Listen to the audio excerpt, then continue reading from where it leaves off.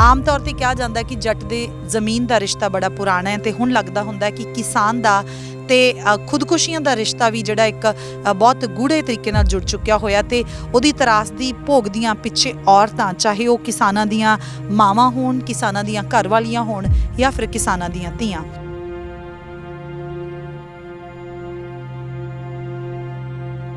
जी लोग तो बड़ा कुछ कहते हैं जी, छोटे छोटे दी तूमतां ला देंगे जी। ਕੁਝ ਗਲਤ ਕਹਿੰਦੇ ਆ ਤੁਹਾਡੇ ਬਾਰੇ? ਸਾਰੇ ਕਹਿੰਦੇ ਹੁੰਦੇ ਜੀ ਜਿਨ੍ਹਾਂ ਦੇ ਸਿਰ ਤੇ ਮੰਮੀ ਜਾਂ ਡੈਡੀ ਨਹੀਂ ਹੁੰਦੇ ਜਾਂ ਭਰਾ ਨਹੀਂ ਹੁੰਦੇ ਉਹਨਾਂ ਨੂੰ ਤਾਂ ਐਵੇਂ ਸਮਝਦੇ ਹੁੰਦੇ। ਤੁਹਾਨੂੰ ਇਹ ਗੱਲ ਕਿਹਨੇ ਕਹੀ ਹੈ? ਸਾਰੇ ਕਹਿੰਦੇ ਆ ਜੀ। ਸਾਰੇ ਕਹਿ ਦਿੰਦੇ ਆ। ਤੁਸੀਂ ਉਹਨਾਂ ਨੂੰ ਫਿਰ ਕੀ ਜਵਾਬ ਦਿੰਦੇ ਆ? ਕੁਛ ਨਹੀਂ ਦਿੰਦੇ ਜੀ, ਚੁੱਪ ਕਰ ਜਾਂਦੇ। ਕਹਿੰਦੇ ਤੁਸੀਂ ਰਹੋ ਚੰਗੇ ਬਣ ਕੇ, ਇਸਤਮਾਲ ਹੀ ਠੀਕ ਆ।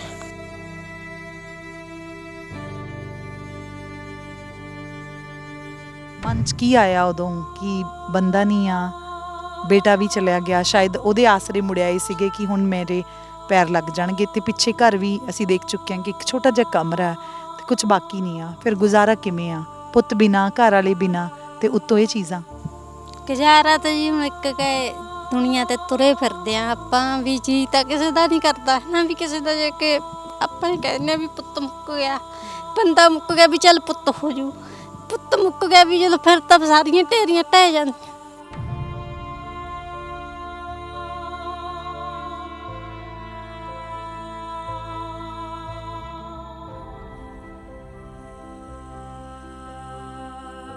ਤੇ ਮੁੰਡਾ ਸੀਗਾ 15-16 ਸਾਲ ਦਾ, ਸੜਕ ਪਾਰ ਕਰਦੇ ਸੀ, ਸੜਕ ਉਹ ਪਾਰ ਕਰਦੇ ਕਰਦੇ ਉਹਨੂੰ ਗੱਡੀ ਵਾਲੇ ਫੇਟ ਮਾਰ ਗਏ ਜੀ। ਤੇ ਉਹ ਪਿੰਡ ਵਾਲਿਆਂ ਨੇ ਭੈਣ ਭਾਈਆਂ ਨੇ ਚੱਕ ਕੇ ਮੈਕਸ 'ਚ ਦਾਖਲ ਕਰਤਾ। ਮੈਕਸ 'ਚ ਦਾਖਲ ਕੀਤਾ, ਉੱਥੇ ਅਸੀਂ 3 ਮਹੀਨੇ ਰੱਖਿਆ ਜੀ। 3 ਮਹੀਨੇ 'ਚ ਸਾਡਾ 10-11 ਲੱਖ ਰੁਪਇਆ ਖਰਚਾ ਹੋ ਗਿਆ ਤੇ ਉਹ ਨਹੀਂ ਸਾਤੋਂ ਕਿਸੇ ਲੋਟ ਆਇਆ ਜੀ। ਫਿਰ ਉਹ ਜਦੋਂ ਬੈਂਕਾਂ ਵਾਲੇ ਘਰੇ ਆਈ ਗਏ, ਗੇੜੇ ਮਾਰੀ ਗਏ ਤੇ ਕੁਛ ਗਹਿਣੇ ਕਰਕੇ, ਕੁਛ ਵੈ ਕਰਕੇ ਉਹ ਵੀ ਅਸੀਂ ਖਤਮ ਕੀਤੀਆਂ। ਤੇ ਹੌਲੀ ਹੌਲੀ ਜੀ ਹੁਣ ਗੁੱਡੀਆਂ ਰਹਿ ਗਈਆਂ ਕਿ ਘਰ ਵੀ ਡਿੱਗ ਚੱਲਿਆ ਤੇ ਆਪ ਵੀ ਹਾਰ ਚੱਲੇ। ਕਦੇ ਕੋਈ ਗੱਲਬਾਤ ਤੁਹਾਡੇ ਨਾਲ ਹੁੰਦੀ ਹੋਊਗੀ ਅੰਕਲ ਦੀ ਕਿ ਮੈਂ ਪਰੇਸ਼ਾਨ ਆ ਜਾਂ ਕੁਝ ਨਜ਼ਰ ਆਇਆ ਹੋਊਗਾ ਤੁਹਾਨੂੰ, ਲੱਗੇ ਸੀ ਹਾਲਾਤ ਕਿ ਉਹ ਏਡਾ ਵੱਡਾ ਡਿਸੀਜਨ ਲੈਣਗੇ, ਉਸ ਤੋਂ ਪਹਿਲੀਆਂ ਕੁਝ ਗੱਲਾਂ ਯਾਦ ਆਉਂਦੀਆਂ ਹੋਣਗੀਆਂ? ਵਧੀਆ ਸੀ ਜੀ, ਘਰੋਂ ਰੋਟੀ ਪਾਣੀ ਖਾ ਕੇ ਗਏਗਾ, 10 ਵਜੇ ਚਾਹ ਲੈ ਕੇ ਗਏ, ਸਾਨੂੰ ਉਦੋਂ ਨਹੀਂ ਥੇ ਆਇਆ। 2 ਵਜੇ ਚਾਹ ਲੈ ਕੇ ਵਾਗੇ ਫੇਰ ਨਹੀਂ ਥੇ ਆਇਆ। ਜਦੋਂ 3 ਵਜੇ ਕਿਸੇ ਨੇ ਖੇਤਾਂ ਵਾਲੇ ਨੇ ਵੀਰ ਭਾਈ ਨੇ ਦੱਸਿਆ ਕਿ ਕਹਿੰਦੇ ਵੀ ਭਾਈ ਫਲਾਣੇ ਤਾਂ ਖਾਲ 'ਚ ਪਿਆ ਤੁਹਾਡਾ ਮੁੰਡਾ, ਹੀ ਨਹੀਂ ਪਤਾ ਸੁੱਤਾ ਪਿਆ, ਐ ਨਹੀਂ ਪਤਾ ਸਾਨੂੰ ਵੀ ਭਾਈ ਕਿਵੇਂ ਪਿਆ, ਵੀ ਤੁਸੀਂ ਦੇਖ ਲਓ ਜਾ ਕੇ। ਜਦੋਂ ਭੈਣ ਭਾਈ ਗਏ ਤੇ ਮੇਰਾ ਜੇਠ ਸੀਗਾ ਵੱਡਾ, ਉਹ ਗਿਆ ਜਦੋਂ, ਕਹਿੰਦੇ ਵੀ ਉਹ ਤਾਂ ਖਤਮ ਹੋਇਆ ਪਿਆ।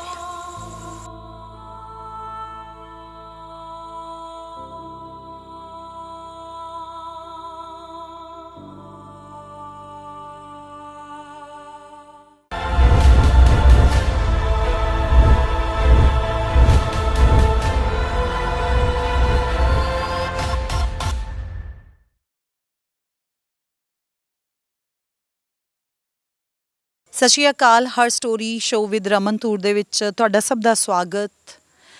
ਮੈਂ ਅੱਜ ਜ਼ਿਲ੍ਹਾ ਮਾਨਸਾ ਦੇ ਪਿੰਡ ਭੰਮੇ ਕਲਾਂ ਦੇ ਵਿੱਚ ਪਹੁੰਚੀ ਹੋਈ ਹਾਂ ਤੇ ਆਮ ਤੌਰ ਤੇ ਕਿਹਾ ਜਾਂਦਾ ਹੈ ਕਿ ਕਿਸਮਤ ਕੁਦਰਤ ਦੀ ਕਲਮ ਲਿਖਦੀ ਆ, ਪਰ ਕੁਝ ਔਰਤਾਂ ਦੀ ਕਿਸਮਤ ਕੁਦਰਤ ਦੀ ਕਲਮ ਨਹੀਂ, ਸ਼ਾਇਦ ਭਾਰਤੀ ਸਿਸਟਮ ਜਾਂ ਕਹਿ ਸਕਦੇ ਹਾਂ ਕਿ ਪੰਜਾਬ ਦੇ ਵਿੱਚ ਕਿਸਾਨਾਂ ਦੀ ਜਿਹੜੀ ਤਰਾਸਦੀ ਹੈਗੀ ਆ ਉਹਦੇ ਨਾਲ ਸੰਬੰਧਿਤ ਬਹੁਤ ਸਾਰੀਆਂ ਚੀਜ਼ਾਂ ਹੈਗੀਆਂ ਜਿਹੜੀਆਂ ਕੁਝ ਔਰਤਾਂ ਦੀ ਕਿਸਮਤ ਲਿਖਦੀਆਂ ਨੇ।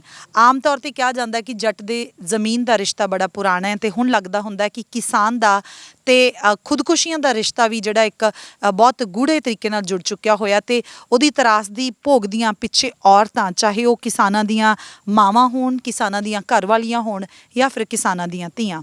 ਸੋ ਇਸੇ ਤਰ੍ਹਾਂ ਦੀ ਇੱਕ ਕਹਾਣੀ ਦੇ ਰੂਬਰੂ ਕਰਵਾਉਣ ਜਾ ਰਹੀ ਹਾਂ ਜਿਹਦੇ ਵਿੱਚ ਇੱਕ ਕਿਸਾਨ ਦੀ ਕਹਾਣੀ ਸੇਮ ਉਹੀ ਕਿ ਥੋੜ੍ਹੀ ਜਿਹੀ ਜ਼ਮੀਨ ਹੁੰਦੀ ਆ, ਹੋਰ ਕੋਈ ਜਿਹੜਾ ਰੁਜ਼ਗਾਰ ਉਹਦੇ ਕੋਲ ਹੁੰਦਾ ਨਹੀਂ ਆ, ਉਹਦੇ ਵਿੱਚੋਂ ਗੁਜ਼ਾਰਾ ਪੂਰੇ ਤਰੀਕੇ ਨਾਲ ਹੁੰਦਾ ਨਹੀਂ ਆ, ਸਿਰ 'ਤੇ ਕਬੀਲਦਾਰੀ, ਔਰ ਇਸ ਕਬੀਲਦਾਰੀ ਦੇ ਵਿੱਚ ਇਸ ਤਰੀਕੇ ਦੇ ਨਾਲ ਉਹ ਵਿਚਰਦਾ ਹੈ ਕਿ ਪੂਰੀ ਨਹੀਂ ਹੁੰਦੀ ਦਿਖਦੀ, ਔਰ ਪਤਨੀ, 2 ਬੇਟੀਆਂ, ਇੱਕ ਬੇਟੇ ਦੀ ਜ਼ਿੰਮੇਵਾਰੀ, ਥੋੜ੍ਹੀ ਜਿਹੀ ਜ਼ਮੀਨ, ਅਤੇ ਇਹਨਾਂ ਸਾਰੀਆਂ ਚੀਜ਼ਾਂ ਦੇ ਵਿੱਚ ਬਹੁਤ ਸਾਰਾ ਸਿਰ 'ਤੇ ਕਰਜ਼ਾ ਤੇ ਉਸ ਕਰਜ਼ੇ ਤੋਂ ਛੁਟਕਾਰਾ ਕਿਸਾਨ ਕਿਸ ਤਰੀਕੇ ਨਾਲ ਪਾਉਂਦੇ ਨੇ। ਤੁਹਾਨੂੰ ਪਤਾ ਹੀ ਹੈ ਕਿ ਮਾਲਵੇ ਦੇ ਬਹੁਤੇ ਪਿੰਡਾਂ ਦੀ ਇੱਕ ਕਹਾਣੀ ਹੈ ਤੇ ਇਸ ਕਿਸਾਨ ਨੇ ਵੀ ਉਹੀ ਕੀਤਾ ਜੋ ਬਹੁਤੇ ਕਿਸਾਨ ਇਹਨਾਂ ਚੀਜ਼ਾਂ ਤੋਂ ਹਾਰ ਮੰਨ ਕੇ ਕਰਦੇ ਨੇ।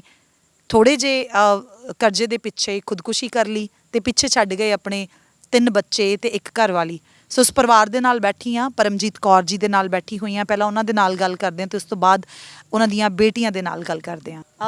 ਕਦੋਂ ਤੁਹਾਡਾ ਵਿਆਹ ਹੋਇਆ ਸੀ ਤੇ ਕੀ ਹਾਲਾਤ ਬਣੇ ਸੀ ਕਿ ਤੁਹਾਡੇ ਪਤੀ ਨੇ ਜਿਹੜਾ ਇਦਾਂ ਦਾ ਕਦਮ ਚੱਕਿਆ? ਵਿਆਹ ਨੂੰ ਤਾਂ ਜੀ ਬਹੁਤ ਸਾਲ ਹੋ ਗਏ 20-25 ਸਾਲ ਜੀ ਤੇ ਵਿਆਹ ਤੋਂ 7 ਕੁ ਸਾਲ ਹੀ ਆਪ ਬਸ ਪਕਾਨ ਨਰਮੇ ਵਾਲੇ ਬਾਣ ਸੀ ਜੀ, ਬੀਜ ਲੈਂਦੇ ਕੁਛ ਘਰੇ ਢਿੱਲਾ ਮਿੱਸਾ ਰਹਿੰਦੀਆਂ ਤੇ ਹੌਲੀ ਹੌਲੀ ਕਰਜ਼ਾ ਜਦੋਂ ਚੜੀ ਗਿਆ ਨਾ ਕਿਸੇ ਦਾ ਮੁੜਿਆ ਤੇ ਚੱਕ ਕੇ ਖੇਤ ਜੀ ਸਰਪੇ ਪੀ ਲਈ। ਸਰਪੇ ਪੀਣ ਦੇ ਕਾਰਨ ਜੀ ਫਿਰ ਬੱਚੇ ਨਿਆਣੇ ਸੀਗੇ ਤੇ ਆਪਦੇ ਪੇਕੇ ਤੁਰ ਗਏ। ਪੇਕੇ ਜਦੋਂ ਐ ਹੋ ਗਿਆ ਵੀ ਚੱਲ ਮਾੜੇ ਜਿਹੇ ਡਾਰ ਹੋ ਗਏ ਤੇ ਗਾਹਾਂ ਵੀ ਭਰਜਾਈਆਂ ਕਿਹਦੀਆਂ ਚੱਲਦੀਆਂ ਹੁੰਦੀਆਂ ਨੇ ਜੀ। ਤੇ ਜਦੋਂ ਮਾੜੇ ਜਿਹੇ ਡਾਰ ਹੋਏ ਆਪਦੇ ਘਰੇ ਆਏ ਤੇ ਮੁੰਡਾ ਸੀਗਾ 15-16 ਸਾਲ ਦਾ, ਸੜਕ ਪਾਰ ਕਰਦੇ ਸੀ। ਸੜਕ ਉਹ ਪਾਰ ਕਰਦੇ ਉਹਨੂੰ ਗੱਡੀ ਵਾਲੇ ਫੇਟ ਮਾਰ ਗਏ ਜੀ। ਜੀ ਤੇ ਉਹ ਪਿੰਡ ਵਾਲਿਆਂ ਨੇ ਭੈਣ ਭਾਈਆਂ ਨੇ ਚੱਕ ਕੇ ਮੈਕਸ 'ਚ ਦਾਖਲ ਕਰਤਾ। ਮੈਕਸ 'ਚ ਦਾਖਲ ਕੀਤਾ, ਉੱਥੇ ਅਸੀਂ 3 ਮਹੀਨੇ ਰੱਖਿਆ ਜੀ। 3 ਮਹੀਨਿਆਂ 'ਚ ਸਾਡਾ 10-11 ਲੱਖ ਰੁਪਇਆ ਖਰਚਾ ਹੋ ਗਿਆ ਤੇ ਉਹ ਨਹੀਂ ਸਾਤੋਂ ਕਿਸੇ ਲੋਟ ਆਇਆ ਜੀ। ਫਿਰ ਬਾਪੂ ਜੀ ਸੀ ਸਾਡਾ ਤੇ ਉਹਨੇ ਕਾਫੀ ਖਰਚਾ ਕੁਰਜਾ ਕਰ ਰੱਖਿਆ ਸੀਗਾ, ਲੁੱਟਾਂ ਕਢਾ ਰੱਖੀਆਂ ਸੀ ਤੇ ਉਹ ਜਦੋਂ ਬੈਂਕਾਂ ਵਾਲੇ ਘਰੇ ਆਈ ਗਏ ਗੇੜੇ ਮਾਰੀ ਗਏ ਤੇ ਕੁਛ ਗਹਿਣੇ ਕਰਕੇ ਕੁਛ ਵੈ ਕਰਕੇ ਉਹ ਵੀ ਅਸੀਂ ਖਤਮ ਕੀਤੀਆਂ ਤੇ ਹੌਲੀ ਹੌਲੀ ਜੀ ਹੁਣ ਗੁੱਡੀਆਂ ਰਹਿ ਗਈਆਂ ਕਿ ਘਰ ਵੀ ਡਿੱਗ ਚੱਲਿਆ ਤੇ ਆਪ ਵੀ ਹਾਰ ਚੱਲੇ। ਆਂਟੀ ਕਿੰਨਾ ਕੁ ਕਰਜ਼ਾ ਸੀਗਾ? ਕੀ ਹਾਲਾਤ ਬਣੇ ਸੀ ਪਿਛਲੇ ਦਿਨਾਂ 'ਚ? ਕਦੇ ਕੋਈ ਗੱਲਬਾਤ ਤੁਹਾਡੇ ਨਾਲ ਹੁੰਦੀ ਹੋਊਗੀ ਅੰਕਲ ਦੀ ਕਿ ਮੈਂ ਪਰੇਸ਼ਾਨ ਆ ਜਾਂ ਕੁਛ ਨਜ਼ਰ ਆਇਆ ਹੋਊਗਾ ਤੁਹਾਨੂੰ? ਲੱਗੇ ਸੀ ਹਾਲਾਤ ਕਿ ਉਹ ਏਡਾ ਵੱਡਾ ਡਿਸੀਜਨ ਲੈ ਲੈਣਗੇ? ਉਸ ਤੋਂ ਪਹਿਲੀਆਂ ਕੁਛ ਗੱਲਾਂ ਯਾਦ ਆਉਂਦੀਆਂ ਹੋਣਗੀਆਂ ਕਿ ਪਰੇਸ਼ਾਨ ਰਹੇ ਹੋਣਗੇ ਜਾਂ ਕਦੇ ਤੁਹਾਡੇ ਨਾਲ ਕੁਛ ਡਿਸਕਸ ਕੀਤਾ ਹੋਵੇ, ਤੁਹਾਡੇ ਨਾਲ ਕਦੇ ਇਹੋ ਜਿਹੀਆਂ ਗੱਲਾਂ ਕੀਤੀਆਂ ਹੋਣ ਕਿ ਮੈਂ ਪਰੇਸ਼ਾਨ ਆ ਜਾਂ ਕਰਜ਼ਾ ਹੈ ਜਾਂ ਲੈ ਨਹੀਂ ਰਿਹਾ? ਬਹੁਤ ਗੱਲਾਂ ਹੁੰਦੀਆਂ ਐ ਵੀ ਅਗਲਾ ਉਹ ਤਾਂ ਜੀ ਆਪਦੀ ਵੀ ਉਮਰ ਛੋਟੀ ਸੀ ਵੀ ਕਈ ਵਾਰ ਹਨਾ ਕਬੀਲਦਾਰੀ 'ਚ ਬੰਦੇ ਕੋਈ ਗੱਲ ਘਰੇ ਦੱਸ ਵੀ ਦਿੰਦੇ ਆ, ਕਈ ਵਾਰ ਕੋਈ ਦੱਸਦੇ ਵੀ ਨਹੀਂ ਵੀ ਇੱਕ ਤੇ ਤਾਂ ਟੈਨਸ਼ਨ ਹੈਗੀ ਆ ਵੀ ਸਾਰਿਆਂ ਤੇ ਕਿਉਂ ਪਾਉਣੀ ਹੈ ਵੀ ਜਦੋਂ ਕਬੀਲਦਾਰੀ ਦੇ ਮੂਹਰੇ ਇੱਕ ਬੰਦਾ ਹੁੰਦਾ ਫਿਰ ਉਹ ਇੱਕ ਨੂੰ ਹੀ ਟੈਨਸ਼ਨ ਆਉਣੀ ਹੈ। ਇਹ ਕਹਿੰਦਾ ਫਿਰ ਹੌਲੀ ਹੌਲੀ ਜਦੋਂ ਫਸਲਾਂ ਮਰਦੀਆਂ ਰਹੀਆਂ ਕਰਜ਼ੇ ਵੱਧਦੇ ਰਹੇ ਚੱਕ ਕੇ ਜੀ ਜਦੋਂ ਨਾ ਕੋਈ ਢੰਗ ਤਰੀਕਾ ਲੋਟ ਆਇਆ ਚੱਕ ਕੇ ਸਰਪੇ ਪੀ ਲਈ। ਆਂਟੀ ਯਾਦ ਆ ਉਹ ਦਿਨ? ਮੇਰੇ ਲਈ ਇਹ ਔਖਾ ਹੈ ਕਿ ਮੈਂ ਤੁਹਾਨੂੰ ਸਵਾਲ ਪੁੱਛ ਰਹੀ ਹਾਂ ਪਰ ਮੈਂ ਚਾਹੁੰਦੀ ਹਾਂ ਕਿ ਸਭ ਨੂੰ ਪਤਾ ਲੱਗੇ ਕਿਉਂਕਿ ਹਰ ਮਾਲਵੇ ਦੇ ਦੂਸਰੇ ਤੀਸਰੇ ਘਰ ਦੀ ਇਹ ਕਹਾਣੀ ਹੈ ਕਿ ਬੰਦੇ ਘਰਾਂ ਤੋਂ ਖੇਤਾਂ ਨੂੰ ਜਾਂਦੇ ਆ ਤੇ ਔਰਤਾਂ ਰੋਟੀ ਪਾਣੀ ਖਵਾ ਕੇ ਤੋਰਦੀਆਂ ਕਿ ਸ਼ਾਮ ਨੂੰ ਵਾਪਸ ਆਊਗਾ ਤੇ ਦੱਸੂਗਾ ਕਿ ਅੱਜ ਕਿਹੜੀ ਫਸਲ ਕਿੰਨੀ ਕੁ ਉੱਗ ਗਈ ਤੇ ਕਹਾਣੀ ਕੁਝ ਹੋਰ ਹੀ ਹੁੰਦੀ ਆ। ਉਹ ਦਿਨ ਯਾਦ ਆ? ਉਸ ਦਿਨ ਕੀ ਹੋਇਆ ਸੀ ਪੂਰਾ ਦਿਨ? ਵਧੀਆ ਸੀ ਜੀ, ਘਰੋਂ ਰੋਟੀ ਪਾਣੀ ਖਾ ਕੇ ਗਏਗਾ। 10 ਵਜੇ ਚਾਹ ਲੈ ਕੇ ਗਏ, ਸਾਨੂੰ ਉਦੋਂ ਨਹੀਂ ਥੇ ਆਇਆ। 2 ਵਜੇ ਚਾਹ ਲੈ ਕੇ ਵਾਗੇ ਫੇਰ ਨਹੀਂ ਥੇ ਆਇਆ। ਜਦੋਂ 3 ਵਜੇ ਕਿਸੇ ਨੇ ਖੇਤਾਂ ਵਾਲੇ ਨੇ ਵੀਰ ਭਾਈ ਨੇ ਦੱਸਿਆ ਕਿ ਕਹਿੰਦੇ ਵੀ ਭਾਈ ਫਲਾਨੇ ਤਾਂ ਖਾਲ 'ਚ ਪਿਆ ਤੁਹਾਡਾ ਮੁੰਡਾ, ਇਹ ਨਹੀਂ ਪਤਾ ਸੁੱਤਾ ਪਿਆ, ਐ ਨਹੀਂ ਪਤਾ ਸਾਨੂੰ ਵੀ ਭਾਈ ਕਿਵੇਂ ਪਿਆ, ਵੀ ਤੁਸੀਂ ਦੇਖ ਲਓ ਜਾ ਕੇ। ਜਦੋਂ ਭੈਣ ਭਾਈ ਗਏ ਤੇ ਮੇਰਾ ਜੇਠ ਸੀਗਾ ਵੱਡਾ, ਉਹ ਗਿਆ ਜਦੋਂ ਕਹਿੰਦੇ ਵੀ ਉਹ ਤਾਂ ਖਤਮ ਹੋਇਆ ਪਿਆ। ਤੇ ਤੁਹਾਨੂੰ ਉਦੋਂ ਹੀ ਪਤਾ ਲੱਗ ਗਿਆ? ਹਾਂਜੀ ਫੇਰ ਹੀ ਪਤਾ ਲੱਗਿਆ ਜੀ ਸਾਨੂੰ। ਤੜਕੇ ਦਿੱਤਾ ਸੀ ਵੀ ਖੇਤ ਜਾਇਆ ਕਰੀਏ ਮੁੜਿਆ ਆਇਆ ਕਰੀ, ਸਾਨੂੰ ਕੀ ਪਤਾ ਹੈਗਾ ਵੀ ਕੀ ਬਣਦਾ ਖੇਤ 'ਚ। ਤੇ ਚਾਹ ਪਾਣੀ ਲੈ ਕੇ ਜਾਇਆ ਕਰੀਏ ਮੁੜਿਆ ਆਇਆ ਕਰੀਏ ਵੀ ਜਦੋਂ ਉੱਥੇ ਹੀ ਨਹੀਂ ਵੀ ਪਈਏ ਵੀ ਕਿਹਨੂੰ। ਤੇ ਜਦੋਂ ਆਥਣੇ 4 ਵਜੇ ਪਤਾ ਲੱਗਿਆ ਜੀ ਫੇਰ ਕੀ ਬਣਦਾ ਕਿਸੇ ਨੂੰ ਕੁਝ ਪੱਲੇ ਨਹੀਂ ਆਇਆ। ਬੱਚੇ ਕਿੰਨੀ ਕੁ ਉਮਰ ਦੇ ਸੀਗੇ ਉਦੋਂ ਤੁਹਾਡੇ ਤਿੰਨੇ? ਵੱਡੀ ਕੁੜੀ ਜੀ 6ਵੇਂ ਸਾਲ 'ਚ ਸੀਗੀ ਤੇ ਮੁੰਡਾ ਹੈਗਾ ਸੀਗਾ 2 ਕੁ ਸਾਲ ਦਾ ਤੇ ਛੋਟੀ ਕੁੜੀ ਤਾਂ ਗੋਦੀ ਹੋਈ ਸੀ ਜੀ, ਸਵਾ ਕੁ ਸਾਲ ਦੀ ਸੀ ਮਸਾਂ। ਤੇ ਆਂਟੀ ਫਿਰ ਤੁਸੀਂ ਉਸ ਤੋਂ ਕਿੰਨੀ ਦੇਰ ਬਾਅਦ ਪੇਕੇ ਜਾਣ ਬਾਰੇ ਸੋਚਿਆ? ਕੀ ਲੱਗਿਆ ਸੀ ਵੀ ਇੱਥੇ ਹੁਣ ਨਹੀਂ ਇਕੱਲੇ ਸਾਂਭ ਸਕੋਗੇ ਤੇ ਕਿੰਨੀ ਕੁ ਦੇਰ ਬਾਅਦ ਪੇਕੇ ਗਏ ਫਿਰ ਤੁਸੀਂ? ਪੇਕੇ ਜੀ ਕੁਛ ਤਾਂ ਸਾਡੀ ਬੇਬੀ ਥੋੜੀ ਜਿਹੀ ਭੈੜੀ ਸੀਗੀ, ਕੁਛ ਫਿਰ ਆਪਦੀ ਮੱਤ ਨਿਆਣੀ ਹੁੰਦੀ ਹੈ ਜੀ, ਨਿਆਣੀ ਉਮਰ 'ਚ ਵੀ ਜਦੋਂ ਸਾਲ ਕੁ ਤਾਂ ਅਸੀਂ ਇੱਥੇ ਰਹੇ, ਜਦੋਂ ਫਿਰ ਸਾਰਾ ਦਿਨ ਚਿਰ ਹੋਈ ਗਈ। ਚੱਲ ਐਂ ਕਹਿਤਾ ਵੀ ਚੱਲ ਟਾਈਮ ਹੀ ਕੱਢਣਾ, ਵੀ ਚੱਲ ਪੇਕੇ ਵਗ ਜਾਂਦੇ 4 ਸਾਲ। ਚਲੋ ਜਦੋਂ ਬਾਗੇ ਜੀ ਮੁੜ ਕੇ ਕੋਈ ਨਾ ਹੀ ਕੋਈ ਇਹਨਾਂ ਦਾ ਗਿਆ ਸਾਡੇ ਕੋਲੇ, ਨਾ ਹੀ ਕੋਈ ਸਾਡਾ ਆਇਆ ਇਹਨਾਂ ਕੋਲੇ। ਤੇ ਤੂੰ ਮੈਂ ਦੀਆਂ ਚੱਕਾਂ ਹੋ ਜਾਂਦੀਆਂ ਨੇ, ਸਮਝ ਤੇ ਨਹੀਂ ਹੁੰਦੀ ਉਦੋਂ, ਸਮਝ ਨਹੀਂ ਹੁੰਦੀ। ਸਲਾਹ ਦੇਣ ਵਾਲੇ ਬਾਲੇ ਹੁੰਦੇ। ਹਾਂ, ਸਲਾਹ ਦੇਣ ਵਾਲੇ ਬਾਲੇ ਹੁੰਦੇ ਨੇ ਜੀ। ਫਿਰ ਮੇਰੇ ਡੈਡੀ ਨੇ ਪੇਕਿਆਂ ਵਾਲੇ ਨੇ ਚੱਕ ਕੇ ਕੇਸ ਲਾਤਾ ਜੀ। ਅੱਛਾ, ਕਾਹਦਾ ਕੇਸ ਲਾਇਆ? ਵੀ ਸਾਨੂੰ ਖਰਚਾ ਦੇ, ਜਾਂ ਸਾਨੂੰ ਜ਼ਮੀਨ ਦੇ, ਜਾਂ ਸਾਨੂੰ ਠੇਕਾ ਦੇ, ਜਾਂ ਹਿੱਸਾ ਦੇ। ਨਾ ਜੀ ਇਹਨਾਂ ਨੇ ਕੋਈ ਹਿੱਸਾ ਦਿੱਤਾ, ਨਾ ਜੀ ਕੋਈ ਠੇਕਾ ਦਿੱਤਾ। ਬਸ ਰੌਲਾ ਪਈ ਗਿਆ 10 ਸਾਲ। 10 ਸਾਲਾਂ ਪਿੱਛੋਂ ਤੇ ਸਾਡੀ ਭੂਆ ਹੈਗੀ ਇੱਥੇ ਨੰਗਲ ਵਿਆਹੀ ਜੀ, ਤੇ ਉਹ ਕਹਿੰਦੀ ਵੀ ਕਿਉਂ, ਕਹਿੰਦੀ ਤੁਸੀਂ ਜਵਾਕ ਰੋਲਿਆ, ਵੀ ਹੁਣ ਸਿਆਣੇ ਹੋ ਗਏ ਜਵਾਕ, ਵੀ ਆਪਦਾ ਆਪ ਸਾਂਭਣ ਜੋਗੇ ਹੋ ਗਏ, ਵੀ ਭਾਈ ਤੁਸੀਂ ਘਰੇ ਆ ਜਾਓ।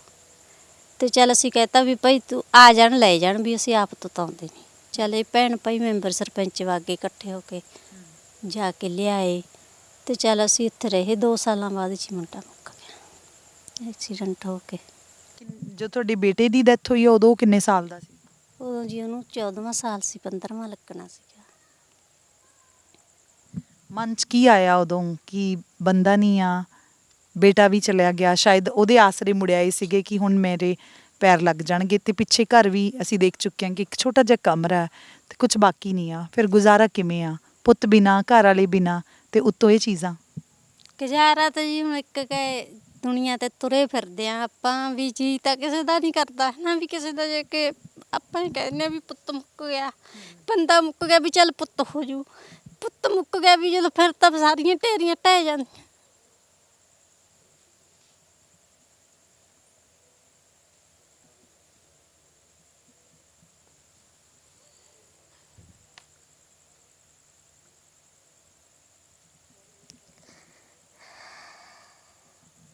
ਧੀਆਂ ਵਿੱਚੋਂ ਕੋਈ ਹੱਸ ਨਹੀਂ ਦਿੰਦੀ ਹੁਣ? ਧੀਆਂ ਤਾਂ ਜੀ ਧੀਆਂ ਹੀ ਹੁੰਦੀਆਂ ਨੇ ਹਨਾ, ਧੀਆਂ ਤਾਂ ਕਿ ਬਗਾਨਾ ਧਰ ਹੁੰਦੀਆਂ ਨੇ। ਆਪਾਂ ਇੱਕ ਦਿਨ ਵਿਆਹ ਕੇ ਤੋਰ ਦਿੰਦੇ ਹਾਂ, ਅਗਲਾ ਮੁੜ ਕੇ ਅਗਲੇ ਦੀ ਜ਼ਿੰਮੇਵਾਰੀ ਹੋ ਜਾਂਦੀ ਹੈ। ਅਗਲਾ ਚਿੱਤ ਮੰਨਦਾ ਤੋਰ ਦੂ, ਚਿੱਤ ਮੰਨਦਾ ਨਾ ਤੋਰ ਦੂ। ਪੁੱਤ ਤਾਂ ਆਪਾਂ ਨੂੰ ਐ ਹੁੰਦਾ ਵੀ ਜੇ ਘੰਟੇ ਨੂੰ ਨਹੀਂ ਆਊ, ਅੱਧੇ ਨੂੰ ਆ ਜਾਊ, ਅੱਧੇ ਨੂੰ ਨਹੀਂ ਆਊ, ਹੱਥ ਨੇ ਆ ਜਾਊ। ਪਰ ਇਹਨਾਂ ਦੀ ਪੜ੍ਹਾਈ ਕਹਿੰਦੇ ਕਾਫੀ ਚੰਗੀ ਆ। ਪੜ੍ਹਾਈ ਤਾਂ ਚੰਗੀ ਹੈ ਜੀ, ਫਿਰ ਆਪਾਂ ਹੁਣ ਪੜ੍ਹਾ ਲਾਂਗੇ, ਪੜ੍ਹਾ ਕੇ ਵੀ ਫਿਰ ਵੀ ਇਹਨਾਂ ਨੇ ਤਾਂ ਬਗਾਨੇ ਘਰ ਹੀ ਜਾਣਾ, ਤਾਂ ਬਗਾਨੇ ਘਰ ਹੀ ਆ ਅਕਸਰ। ਪਰ ਅੱਜ ਕੱਲ੍ਹ ਤਾਂ ਮਾਂ ਧੀਆਂ ਸਾਂਭਦੀਆਂ ਮਾਵਾਂ ਨੂੰ, ਤੁਹਾਨੂੰ ਲੱਗਦਾ ਨਹੀਂ ਆ ਕਿ ਤੁਹਾਨੂੰ ਵੀ ਤਾਂ ਬਰਾਬਰ ਸਾਂਭਣਗੀਆਂ ਨਾ? ਇਹ ਉਹ ਗੱਲ ਨਹੀਂ ਜੀ, ਧੀਆਂ ਧੀਆਂ ਹੀ ਹੁੰਦੀਆਂ ਨੇ, ਪੁੱਤ ਪੁੱਤ ਹੀ ਹੁੰਦੇ ਨੇ। ਭਾਵੇਂ ਦੀ ਆਪਾਂ ਕਿੰਨੇ ਪੁੱਤ ਮਾੜਾ ਹੋਵੇ, ਆਪਾਂ ਆਪਦੇ ਘਰ ਦੀ ਦੇਲੀ ਤਾਂ ਆਪਾਂ ਪੁੱਤ ਦੇ ਮਗਰ ਹੀ ਚੱਲਦੇ ਹਾਂ ਨਾ, ਵੀ ਹਾਂ ਵੀ ਮੇਰਾ ਪੁੱਤ ਹੈ। ਭਾਵੇਂ ਨੂੰਹ ਕਿ ਮਾੜੀ ਹੈ, ਭਾਵੇਂ ਚੰਗੀ ਹੈ, ਨੂੰਹ ਦੀ ਰਿਸ਼ਤੇਦਾਰੀ ਤਾਂ ਨੂੰਹ ਨਾਲ ਹੀ ਹੁੰਦੀ ਹੈ ਕਹਿੰਦਾ, ਪੁੱਤ ਦੀ ਪੁੱਤ ਨਾਲ ਹੁੰਦੀ ਹੈ, ਧੀ ਦੀ ਧੀ ਨਾਲ ਹੋਊਗੀ, ਜਮਾਈ ਦੀ ਜਮਾਈ ਨਾਲ ਹੋਊਗੀ। ਘਰ ਖਾਲੀ ਲੱਗਦਾ, ਮਤਲਬ ਬੰਦੇ ਬਿਨਾਂ ਵੀ ਤੇ ਪੁੱਤ ਬਿਨਾਂ ਵੀ। ਹੁਣ ਫਿਰ ਘਰ ਦਾ ਗੁਜ਼ਾਰਾ ਕਿਵੇਂ ਕਰਦੇ ਆ? ਕੁਝ ਖਾਸ ਦਿਖ ਨਹੀਂ ਰਿਹਾ ਘਰ ਦੇ ਵਿੱਚ, ਬਹੁਤ ਛੋਟਾ ਜਿਹਾ ਕਮਰਾ, ਉਹਦੀ ਵੀ ਹਾਲਤ ਕੋਈ ਬਹੁਤੀ ਚੰਗੀ ਨਹੀਂ ਆ। ਬੇਟੀਆਂ, ਇਹਨਾਂ ਦੇ ਵੀ ਸੁਪਨੇ ਹੋਣਗੇ, ਇਹਨਾਂ ਨੂੰ ਪੜ੍ਹਾਉਣ ਦੇ, ਵਿਆਹੁਣ ਦੇ, ਬਹੁਤ ਕੁਝ ਹੁੰਦਾ ਹੈ। ਹੁਣ ਫਿਰ ਤਾਂ ਜਾਂਦੇ ਆ ਜੀ, ਹੁਣ ਕਰੀਏ ਵੀ ਕੀ, ਫਿਰ ਹੱਲ ਵੀ ਕੋਈ ਨਹੀਂ ਹੈਗਾ। ਤੇ ਇੱਕ ਪਸ਼ੂ ਰੱਖ ਰੱਖਿਆ, ਗਾਈਆਂ ਰੱਖ ਰੱਖੀਆਂ, ਨੀਰਾ ਪਾ ਲੈਂਦੇ ਹਾਂ ਟੋਕਰੀ, 2 ਸਿਰ ਜਿਹੜਾ ਦੁੱਧ ਦੇ ਦਿੰਦੀ ਨਾ ਢੋਲ ਵਾਲੇ ਨੂੰ ਪਾ ਦਿੰਦੇ ਹਾਂ ਚੱਕ ਕੇ। ਕੁਛ 2200-2300 ਰੁਪਈਆ ਸਾਨੂੰ ਪਿਲਸਨ ਮਿਲ ਜਾਂਦੀ ਹੈ। ਤੇ ਕੁਛ ਰਿਸ਼ਤੇਦਾਰ ਕੋਈ ਭੈਣ ਭਾਈ ਬੋੜਦਾ, ਜੇ ਕੋਈ ਮਾੜੀ ਮੋਟੀ ਕੋਈ ਚੀਜ਼ ਉਹ ਦੇ ਜਾਂਦਾ ਹੈ। ਚਲ ਮਾੜਾ ਤਾਂ ਚਾਹੇ ਜਾਂ ਰੁੱਖੀ ਮਿੱਸੀ ਹੈਗੀ ਹੈ, ਘਰੇ ਖਾ ਕੇ ਪੈ ਜਾਂਦੇ। ਹੋਰ ਫਿਰ ਹੋਰ ਹੱਲ ਕੀ ਹੈ ਜੀ?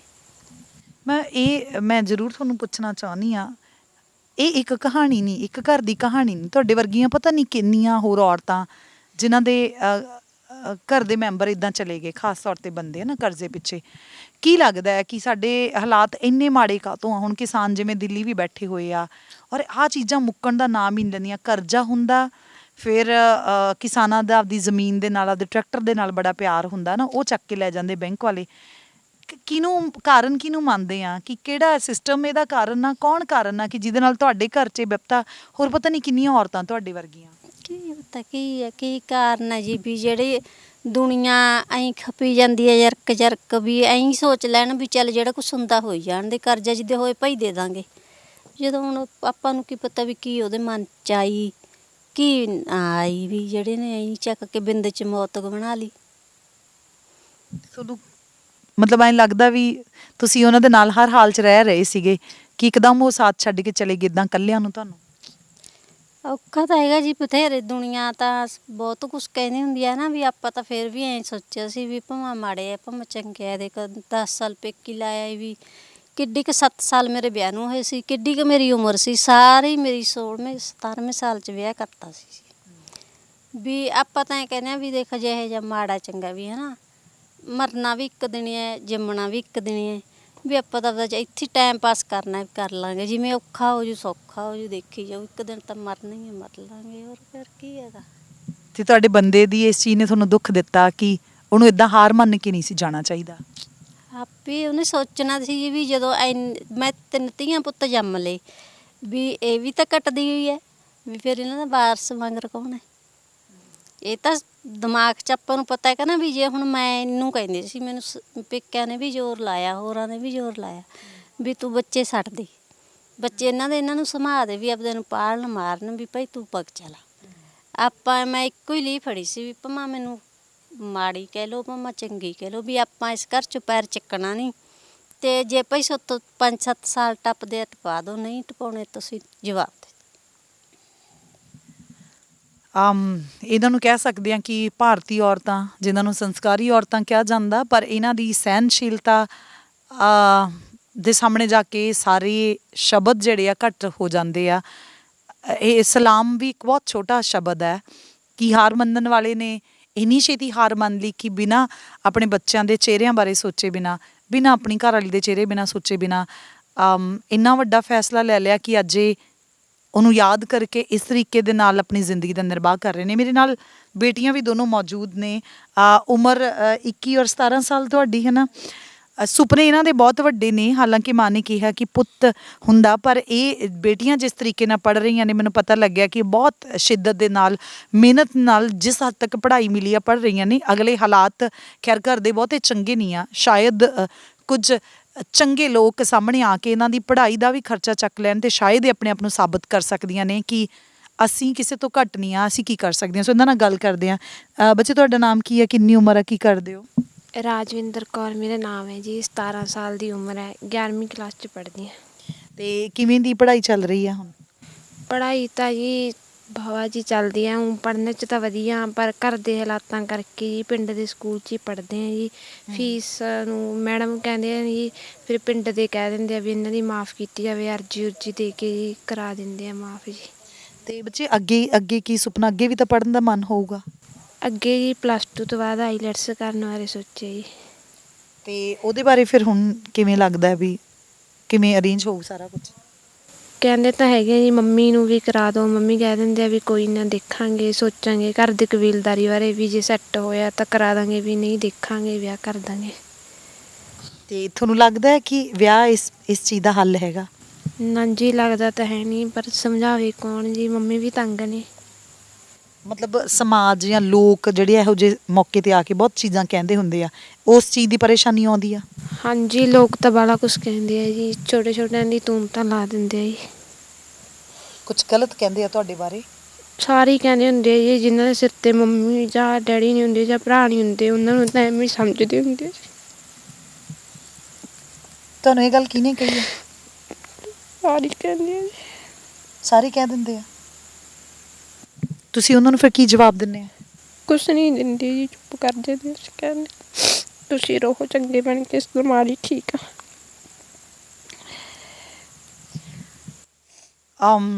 ਇਸ ਚੀਜ਼ ਦਾ ਜਵਾਬ ਮੇਰੇ ਕੋਲ ਨਹੀਂ ਆ, ਪਰ ਇਹ ਸੱਚ ਹੈ, ਸਾਡੇ ਸਮਾਜ ਦੀ ਹਕੀਕਤ ਹੈ, ਸਾਡੇ ਲੋਕਾਂ ਦੀ ਇਹ ਹਕੀਕਤ ਆ। ਅਸੀਂ ਇੰਨੀ ਕੁ ਔਕਾਤ ਦੇ ਮਾਲਕ ਹਾਂ ਕਿ ਜੇ ਬੱਚੇ ਕੋਈ ਸਟਰਗਲ ਕਰਨਾ ਚਾਹੁੰਦੇ ਆ ਅਤੇ ਸਾਨੂੰ ਉਹ ਹਜ਼ਮ ਨਹੀਂ ਹੁੰਦਾ, ਅਸੀਂ ਉਹਨਾਂ ਨੂੰ ਇੱਕ ਮੌਕੇ ਦੇ ਤੌਰ 'ਤੇ ਲੈਂਦੇ ਹਾਂ ਅਤੇ ਇੱਦਾਂ ਦੀਆਂ ਗੱਲਾਂ ਕਹਿੰਦੇ ਹਾਂ ਜਿਹਦਾ ਅਸਰ ਇਹਨਾਂ ਬੱਚਿਆਂ ਦੇ ਮੂਹਰੇ ਪਹਿਲਾਂ ਹੀ ਬਹੁਤ ਵੱਡੀ ਸਟਰਗਲ ਆ। ਆਪਣੀ ਮਾਂ ਦੇ ਸਾਹਮਣੇ ਸਾਬਤ ਕਰਨਾ ਕਿ ਅਸੀਂ ਪੁੱਤਾਂ ਨਾਲੋਂ ਘੱਟ ਨਹੀਂ ਆ, ਆਪਣੇ ਪਿਓ ਦੀ ਜਗ੍ਹਾ ਭਰਨੀ ਆ ਘਰ ਦੇ ਵਿੱਚ, ਆਪਣੇ ਵੀਰੇ ਦੀ ਜਗ੍ਹਾ ਭਰਨੀ ਆ ਇਸ ਘਰ ਦੇ ਵਿੱਚ, ਅਤੇ ਉੱਤੋਂ ਆਪਣੇ ਸੁਪਨੇ ਪੂਰਨੇ ਆ, ਅਤੇ ਉੱਤੋਂ ਲੋਕ ਕਿਸ ਤਰ੍ਹਾਂ ਦੇ ਕੰਡੇ ਪੈਰਾਂ 'ਚ ਵਿਛਾਉਂਦੇ ਆ, ਉਹ ਇਸ ਕੁੜੀ ਦੇ ਹੰਝੂਆਂ ਦੇ ਵਿੱਚੋਂ ਤੁਸੀਂ ਦੇਖ ਸਕਦੇ ਹੋ। ਤੁਹਾਡਾ ਕੀ ਨਾਮ ਹੈ, ਕਿੰਨੀ ਉਮਰ ਆ, ਕੀ ਕਰਦੇ ਹੋ?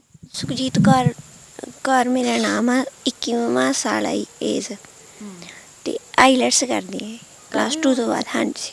ਤੇ ਕੌਣ ਫਿਰ ਕਰਦਾ ਖਰਚਾ ਵਗੈਰਾ ਦਾ ਕਿਵੇਂ ਹੁੰਦਾ ਹੈ? ਕੁਛ ਕੁ ਤਾਂ ਜੀ ਨਾਨਕਿਆਂ ਨੇ ਚੱਕਿਆ ਸੀ, ਉਸ ਕੁ ਮੰਮੀ ਨੇ ਕੀਤਾ ਸੀਗਾ ਜਸਟ।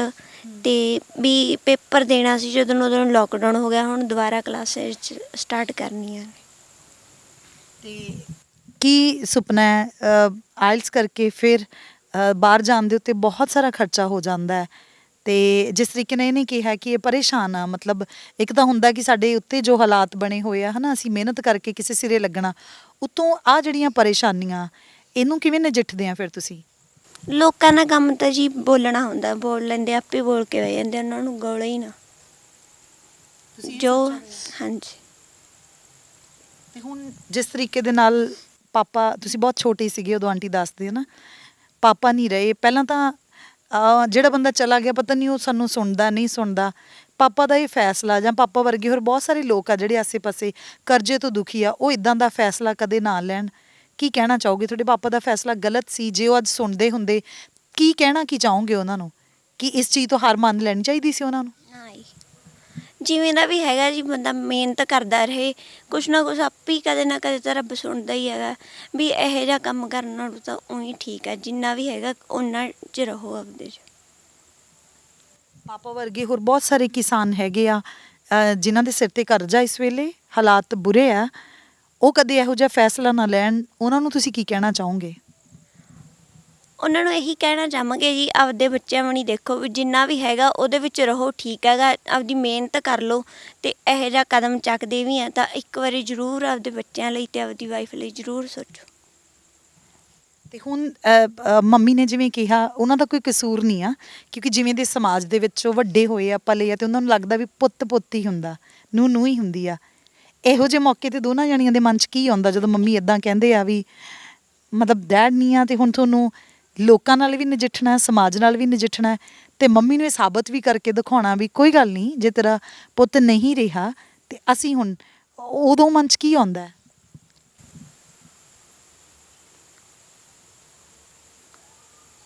ਤਕਲੀਫ ਹੁੰਦੀ ਹੈ ਨਾ ਹੀ ਤਾਂ ਜੀ, ਹੁਣ ਜਿਹੜੀ ਥਾਂ 'ਤੇ ਸਾਡੇ ਭਰਾ ਨੇ ਖੜਨਾ ਸੀ, ਉਹ ਥਾਂ ਤਾਂ ਆਪਾਂ ਖੜ ਨਹੀਂ ਸਕਦੇ। ਵੀ ਇੰਨਾ ਹੈਗਾ ਵੀ ਜਿੰਨਾ ਕਰ ਸਕਦੇ ਉਹਨਾਂ ਆਪਾਂ ਕਰ ਸਕਦੇ ਹਾਂ ਜੀ। ਤਕਲੀਫ ਹੁੰਦੀ ਆ ਕਿ ਇਹ ਚੀਜ਼ਾਂ ਨਹੀਂ ਸੀ ਫੇਸ ਕਰਨਾ ਚਾਹੁੰਦੇ, ਹਾਂਜੀ। ਕੁਦਰਤ ਨੇ ਕਰਵਾਈਆਂ।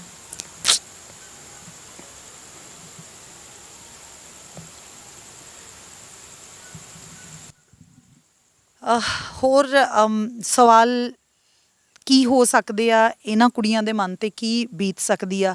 ਸੰਵੇਦਨਸ਼ੀਲ ਲੋਕ ਜ਼ਰੂਰ ਸਮਝ ਸਕਦੇ ਆ ਕਿ ਕੀ ਜਿਹੜੇ ਇਹਨਾਂ ਦੇ ਸੁਪਨੇ ਹੋਣਗੇ ਔਰ ਕਿਸ ਚੀਜ਼ ਦੇ ਵਿੱਚੋਂ ਨਿਕਲ ਰਹੀਆਂ।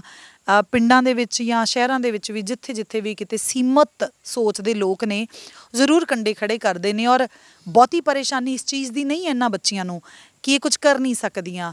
ਪੜ੍ਹਨ ਦੇ ਲਈ ਤਤਪਰ ਨੇ, ਤਿੰਨੋਂ ਜਾਣੀਆਂ ਕਹਿ ਸਕਦੇ ਕਿ ਮਰਦਾਂ ਵਾਂਗ ਇੱਕ ਘਰ ਦੇ ਵਿੱਚ, ਏਡੇ ਵੱਡੇ ਸੁੰਨੇ ਘਰ ਦੇ ਵਿੱਚ ਇਕੱਲੀਆਂ ਰਹਿ ਰਹੀਆਂ ਨੇ, ਵਿਚਰ ਰਹੀਆਂ ਨੇ, ਆਪਣਾ ਨਿਰਬਾਹ ਕਰ ਰਹੀਆਂ ਨੇ, ਕਿਸੇ ਉੱਤੇ ਬੋਝ ਨਹੀਂ ਆ। ਜੇ ਅੱਜ ਇਹਨਾਂ ਦੀਆਂ ਅੱਖਾਂ 'ਚੋਂ ਹੰਝੂ ਆ ਰਹੇ ਨੇ ਤੇ ਸਿਰਫ ਇਸ ਲਈ ਕਿਉਂਕਿ ਸਾਡੇ ਆਸ-ਪਾਸ ਜਿਹੜੇ ਲੋਕ ਨੇ ਉਹ ਆਸਾਨੀ ਨਾਲ ਜਿਉਣ ਨਹੀਂ ਦਿੰਦੇ, ਉਹ ਕੰਡੇ ਜਿਹੜੇ ਆ ਤੁਹਾਡੇ ਪੈਰਾਂ ਦੇ ਵਿੱਚ ਵਿਛਾਉਂਦੇ ਨੇ, ਤੇ ਛੇਤੀ ਕਿਤੇ ਜਿਹੜੀ ਆ ਜ਼ਿੰਦਗੀ ਦੇ ਵਿੱਚ ਆਸਾਨੀ ਨਾਲ ਇਹਨਾਂ ਲੋਕਾਂ ਨੂੰ ਸਿਰੇ ਨਹੀਂ ਲੱਗਣ ਦਿੰਦੇ। ਸੋ ਮੇਰੀਆਂ ਸ਼ੁਭ ਇੱਛਾਵਾਂ ਤੁਹਾਡੇ ਨਾਲ ਹੈ। ਮੈਨੂੰ ਇਹ ਲੱਗਦਾ ਹੈ ਕਿ ਤੁਸੀਂ ਇਹਨਾਂ ਹੰਝੂਆਂ ਤੋਂ ਨੂੰ ਆਪਣੇ ਅੰਦਰ ਸਮਾ ਕੇ ਆਪਦੀ ਤਾਕਤ ਬਣਾ ਕੇ ਜ਼ਰੂਰ ਕੁਝ ਬਣ ਕੇ ਦਿਖਾਓਗੀਆਂ, ਤੇ ਚੜ੍ਹਦੇ ਸੂਰਜ ਨੂੰ ਹਰ ਕੋਈ ਸਲਾਮ ਕਰਨ ਪਹੁੰਚ ਜਾਂਦਾ। ਪਰ ਪਤਾ ਨਹੀਂ, ਮੈਨੂੰ ਇਹ ਕਹਿਣਾ ਪੈ ਰਿਹਾ ਕਿ ਇਹ ਇੱਕ ਇਹੋ ਜਿਹਾ ਵਕਤ ਹੈ ਜਿਹਦੇ ਵਿੱਚ ਤੁਹਾਨੂੰ ਇਕੱਲਿਆਂ ਵਿਚਰਨਾ ਹੋਊਗਾ, ਉਹਦਾ ਸਾਹਮਣਾ ਕਰਨਾ ਹੋਊਗਾ, ਤੇ ਜ਼ਰੂਰ ਕੁਝ ਬਣ ਕੇ ਸਾਹਮਣੇ ਆਉਣਾ ਹੋਊਗਾ। ਤੇ ਮੈਨੂੰ ਯਕੀਨ ਹੈ ਕਿ ਤੁਸੀਂ ਜ਼ਰੂਰ ਜ਼ਿੰਦਗੀ 'ਚ ਕੁਝ ਬਣੋਗੇ। ਸੁਪਨਾ ਹੈ ਨਾ ਕੁਝ ਬਣਨ ਦਾ ਹਾਂਜੀ। ਤੁਹਾਡਾ? ਹਾਂਜੀ।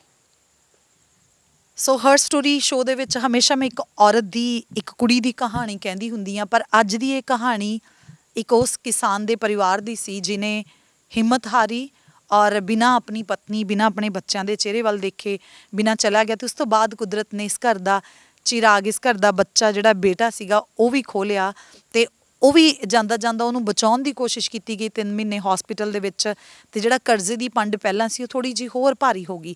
ਸੋ ਹੁਣ ਇਹਨਾਂ ਬੱਚੀਆਂ ਦੇ ਉੱਤੇ, ਇਸ ਮਾਤਾ ਦੇ ਉੱਤੇ ਕਰਜ਼ੇ ਦੀ ਪੰਡ ਆ, ਇਹਨਾਂ ਬੱਚੀਆਂ ਦੀ ਜ਼ਿੰਮੇਵਾਰੀ ਆ, ਇਹਨਾਂ ਬੱਚੀਆਂ ਦੇ ਸੁਪਨੇ ਹੈਗੇ ਔਰ ਸੁਪਨੇ ਪੂਰੇ ਕਰਨ ਦੀ ਕੋਸ਼ਿਸ਼ ਹਰ ਹਾਲ ਦੇ ਵਿੱਚ ਕਰ ਰਹੀਆਂ। ਪਰ ਹਾਲ ਦੀ ਘੜੀ ਜਿਹੜੇ ਸੰਘਰਸ਼ ਦੇ ਸਾਹਮਣੇ ਆ ਤੇ ਸੰਘਰਸ਼ ਕੁਝ ਹੋਰ ਔਖਾ ਕੀਤਾ ਹੋਇਆ ਸਮਾਜ ਦੇ ਲੋਕਾਂ ਨੇ। ਮੈਨੂੰ ਉਮੀਦ ਹੈ ਕਿ ਤੁਸੀਂ ਹਰ ਸਟੋਰੀ ਸ਼ੋਅ ਦੇ ਵਿੱਚ ਇਹਨਾਂ ਕੁੜੀਆਂ ਦੀ ਕਹਾਣੀ ਸੁਣਨ ਤੋਂ ਬਾਅਦ ਕੁਝ ਇਹਨਾਂ ਦੇ ਲਈ ਆਪਣੀ ਸੋਚ ਖੁੱਲੀ ਕਰੋਗੇ, ਕੁਝ ਜਿਹੜਾ ਦਿਆਲਤਾ ਜਿਹੜੀ ਆਪਣੀ ਦਿਖਾਓਗੇ ਤੇ ਉਮੀਦ ਕਰਦੇ ਹਾਂ ਕਿ ਇਹਨਾਂ ਬੱਚੀਆਂ ਦੀ ਮਦਦ ਕਰਨ ਦੇ ਲਈ ਜ਼ਰੂਰ ਕੁਝ ਚੰਗੇ ਲੋਕ ਸਾਹਮਣੇ ਆਉਣਗੇ ਤਾਂ ਕਿ ਬੱਚੀਆਂ ਵਾਕਈ ਪ੍ਰੂਫ ਕਰ ਸਕਣ ਕਿ ਅਸੀਂ ਕੀ ਕਰ ਸਕਦੀਆਂ। ਹਰ ਸਟੋਰੀ ਸ਼ੋਅ ਦੇ ਵਿੱਚ ਅੱਜ ਇੰਨਾ ਹੀ। ਮੈਂ ਰਮਨ ਤੂਰ, ਕੈਮਰਾਮੈਨ ਯਾਦਵਿੰਦਰ ਸਿੰਘ ਦੇ ਨਾਲ ਭੰਮੇ ਕਲਾਂ ਤੋਂ।